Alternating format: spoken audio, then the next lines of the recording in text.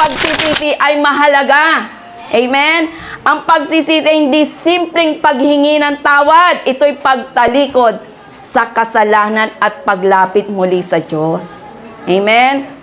So marami kasing taong nagsasabi na nagsisisi na ako, hindi ko na uulitin, pero hindi nakikita yung tunay na pagbabago.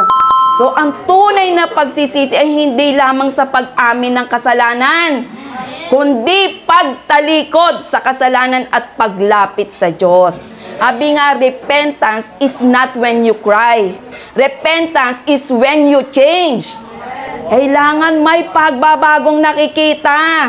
So, paano nga ba yung tunay na pagsisisi? Una, pagkilala sa kasalanan mo. Yung inaamin mong ikaw ay nagkamali at hindi mo ito itinatanggi. Number 2, sadness that comes from God. Dapat may remorse ka. Hindi lang dahil nahuli ka, kundi dahil nasaktan mo ang Diyos.